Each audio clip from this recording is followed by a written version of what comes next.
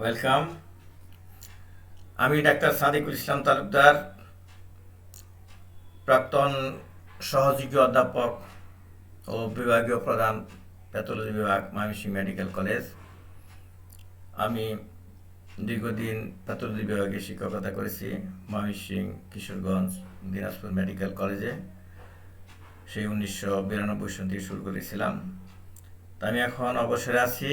আমি বিশেষ করে এমবিবিএস স্টুডেন্ট এবং ইয়াং ডাক্তারদের জন্য প্যাথোলজি ভিডিও লেকচার ক্লাস তৈরি করে আমার চ্যানেলে আপলোড করছি।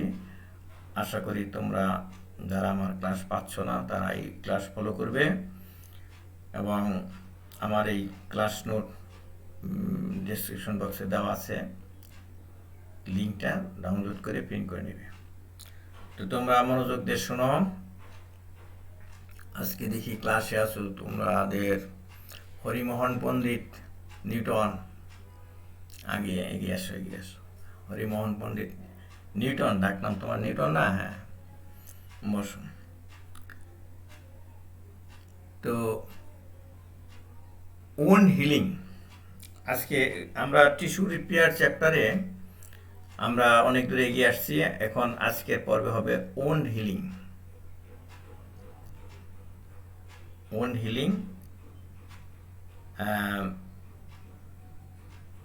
প্রসেস অফ ওন হিলিং খুব ইম্পর্টেন্ট, পরীক্ষায় খুব ঘন ঘন আসে। ওন হিলিং এর প্রসেসটা কি? Process of wound healing, induction of an acute inflammatory process by the initial injury, regeneration of parenchymal cells, migration and proliferation of both parenchymal cell and connective tissue cells, synthesis of connective tissue and parenchymal component, collagenization and acquisition of bone strength. তাহলে on healing এর যে প্রসেসটা তার হেডলাইনগুলো দিয়ে নিলাম। একটা হলো একটা ইনফরমেশন হবে যেখানে ইনজুরি সেল ডেথ হয়েছে, নেক্রোসিস হয়েছে, ড্যামেজ হয়েছে, তার আশেপাশের ভাইবল টিস্যুতে হবে কানেকটিভ টিস্যু ইনফ্লামেটরি রিয়াকশন করবে, এটা ইনিশিয়াল। তারপরে প্যারেনকাইমাল সেল রিজেনারেট করবে, তারপরে প্যারেনকাইমাল সেল এবং কানেকটিভ টিস্যু সেলও পরিভাষণ হবে। তারপর কি হবে? কানেকটিভ টিস্যু সিনথেসিস হবে এবং প্যারেনকাইমাল সেল কম্পোনেন্টও সিনথেসিস হবে। এরপরে কোলাজিন ডিপোজিশন হবে এবং রিমডেলিং হবে এবং অ্যাকুইজিশন অফ ওন স্ট্রেংথ হবে। আমাদের আগের যে থিওরিটিক্যাল ক্লাসগুলো এই সমস্ত ব্যাপারে ডিসকাস করা হয়েছে, সেটা ওন হিলিং এই ঘটনাই হয়। Mechanism involve in wound healing, the mediators of acute inflammation আমরা যেগুলো পড়েছিলাম সেগুলো থাকবে। The role of growth factor, cell to cell interaction in cell migration, proliferation and differentiation, এগুলো আবার রিপিট হচ্ছে কথা। The mechanism of angiogenesis and fibrosis, এখানে সবগুলি এই ওন হিলিংয়ে involve. General principal of wound healing, there are two types of wound healing: healing by first intention or primary union, healing by second intention. দুই রকম process আছে। একটা হলো healing by first intention বা প্রাইমারি ইউনিয়ন বলে, আরেকটা হলো healing by second intention. কোনটা কি আস্তে আস্তে বলছি। Healing by first intention, healing occurs in a clean uninfected surgical incision approximated by surgical suicide. কোন সময় হবে? সার্জিক্যাল ইনসিশন দেওয়া হয়েছে, নাইফ দেওয়া একটা চিকন করে কাটা হয়েছে, দুইটা এজ খুব কাছাকাছি আসছে এবং যাতে ছড়ে না যায় সেলাই দেওয়া হয়েছে, সার্জিক্যাল সুইসাইড দেওয়া হয়েছে। এখানে তেমন টিস্যু ড্যামেজ হয় নাই, জাস্ট একটা লাইন, চাকুর মাথার মতো। এইটা কিভাবে হিলিং হবে সেটা, সার্জারি করার সময় তো বেশি টিস্যু ড্যামেজ করা হয় না, জাস্ট একটা চাকু দিয়ে কাটা হয় চামড়া। এইটা হবে first incision. The incision causes death of a limited number of epithelial cells.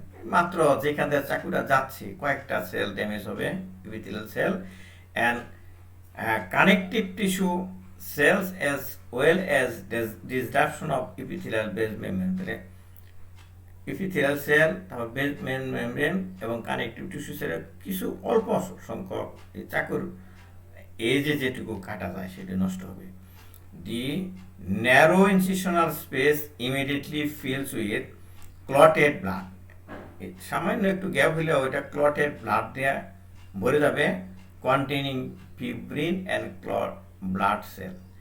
Blood cell কী কী আছে তোমরা জানোই, সেইটা এবং ফিব্রিনটা ভরে যাবে। Dehydration of surface of clot form the well known scab that covers the wound, যেখানে ওনটা হলো তারপরে এটা ডিহাইড্রেশন হবে, ডিহাইড্রেশন হয়ে উপরে যে ব্লাড ক্লটটা ছিল এটা আঠার মতো হয়ে থাকবে একটা, এই অনেকে আমরা ছোটোকালে এরকম করে উঠাই দিতাম টান দিয়ে, একটু চুলকাইতো টান দিয়ে উঠে দিতাম, এই যে পাতলা কাগজের মতো উঠে আসতো এটাই বলা হচ্ছে স্ক্যাব। এটা কি ছিল আগে? ফিব্রিন ব্লাড ক্লট, এটাই। হ্যাঁ, আমরা ছোটোকালে বলতাম চাউলটা উঠে গেল, মানে আগে একবার নখ আসর দেওয়া হয়েছে, এই নখ আমরা ছোটো ভাই বড়ো ভাই বোনদের সাথে নখ আসর দিতাম, তারপরে এটা মায়ের কাছে বিষা দিত, তারপরে 2 দিন পরে দেখা যেত এখানে একটা এই স্ক্যাব ফর্ম করতেছে, আমরা বললাম চলটা অনেক উড়াই দিতাম, উড়াই একটু একটু উজিং হইতো, এই যে জিনিসটা এটাই হলো scab. Within 24 hours neutrophil appears at the margin of the incision, moving toward the fibrin clot. Epidermis at its cut edges thickens as a result of mitotic activity of basal cells, and within 24 to 48 hours, spars of epithelial cells from the edge both migrate and grow along the cut margin of the dermis. Deposition of basement membrane component as they move. খুব কাছাকাছি থাকে, তো ওই 24 ঘন্টার মধ্যে নিউট্রিফিল আসে, তারপরে epithelial সেলগুলা একটু থিকেন হয়, দুই দিক থেকে এসে মাঝখানে একদম এই যে ইনসিশন সেল ঢেকে ফেলে ইপিথেলিয়াল সেলে, তার নিচে বেসমেন্ট মেমব্রেন থাকে, ডিপোজিশন হয়, এর উপরে এই সেলগুলো বসে থাকে। দেখো উপরে কিন্তু কাভার হয়ে গেল, উপরে যে কাভার হয়ে গেল তার উপরে থাকে ক্লট, ওই ক্লটটা কিন্তু আমরা দুষ্টামি করে উঠে ফেলি। তো তার নিচে কি থাকে? They fuse in the mid line, এই যে বেসমেন্ট নিচ দেয়া এক ফিউজ হয়ে যায় mid line beneath the surface স্ক্যাবের নিচ দেয়া, then producing a continuous but thin epithelial layer, তার আগের মতোই থিন এপিথেলিয়াল লেয়ার হয়ে গেল। তো আমরা এপিথেলিয়াল লেয়ার পেয়ে গেলাম। বাই ডে 3, 3 দিনের সময়, মনে করো একটা সার্জিক্যাল ইনসিশন দেওয়া হয়েছে, অপারেশন করে 3 দিনের দিন কি হচ্ছে সেটা কল্পনা করো। The neutrophils have been largely replaced by macrophage, তখন নিউট্রোফিল থাকবে না, আসবে macrophage. Granulation tissue progressively invade the incisional space. Granulation tissue newly formed blood vessel থাকে, ফাইব্রোব্লাস্ট, ইডিমা থাকে, তো এরকম তার নিচে গ্রানুলেশন টিস্যু হবে ওই যে ইপিথেলিয়াল সেলের নিচে। Collagen fibers are present in the margin of the incision, but at first these are vertically oriented. Collagen ফাইবারগুলো ভার্টিক্যালি থাকে প্রথম দিকটা, and do not breach the incision. Epithelial cell proliferating continues, thickening the epidermal covering layer. Epithelial cell তখনও পরিবেশন হয়ে থাকে 3 দিনের দিন। অপারেশনের 5 দিনের দিন কি হয়? The incisional space is filled with granulation tissue.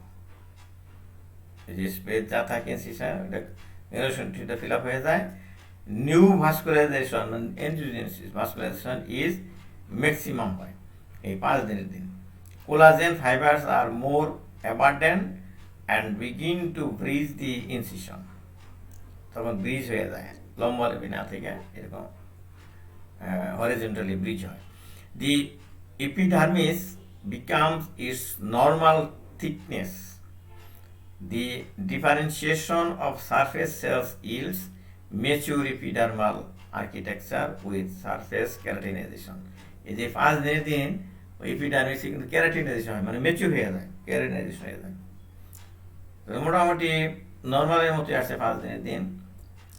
During the second week, মানে 7 দিন পরে তো second week, there is continued accumulation of collagen and proliferation of fibroblast, leukocyte, infiltrate, edema, and increased vascularity have largely disappeared.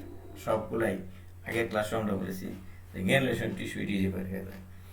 By the end of the first month, এইরকম হইতে 28 দিন, মানে 4 সপ্তাহ, the vascular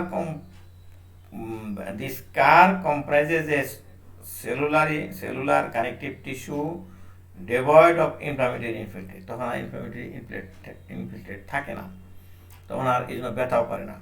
covered by intact epidermis, the dermal appendages that have been destroyed, কাটার সময় dermal appendage যে suit gland, sebaceous gland নষ্ট হয়েছিল, in the incision line permanently lost হয়ে গেছিল। Tensile strength of the wound increases। তারপর হচ্ছে আমরা যেখানে হলো ওটা স্ট্রেংথটা ফেরা পায়, but it may take months for the wounded area to obtain its maximal strength. তাহলে এই ম্যাক্সিমাম স্ট্রেংথ ফেরা পায় 1 মাস পরেই। তো 1 মাস পর্যন্ত দেখা যায় যে ওখানে ব্যান্ডেজ থাকে, অথবা ওই অ্যাবডোমেন হইলে অ্যাবডোমেন ব্যান্ডেজ এই বাইন্ডার দিয়ে রাখে, কারণ টেনসাইল স্ট্রেংথ 1 মাসে পুরোপুরি হয় না, আর 1 মাস পরে আস্তে আস্তে বাড়তে 6 মাস পরে একদম প্রায় অরিজিনাল স্ট্রেংথ ফিরে পায়। এই যে তখন যে আলাপ করলাম, এটা ইনসিশন দেওয়া হয়েছিল, এখানে সার্জিক্যাল ইনসিশন লম্বালম্বি, এটা এইভাবে হিলিং হচ্ছে আর কি। উপরে স্ক্যাপ করে রয়েছে, স্ক্যাপ। এখানে গ্রানুলেশন টিস্যু, আগের ছবিটা এখানে বড় ছিল, এটা একটু ছোট করে দেওয়া হয়েছে, গ্রানুলেশন টিস্যু। তো আজকে পর্যন্ত থাক। হিলিং বাই সেকেন্ড ইন্টেনশনটা হবে আগামী পর্বে। আজকে পর্ব এখানে শেষ করছি। ধন্যবাদ।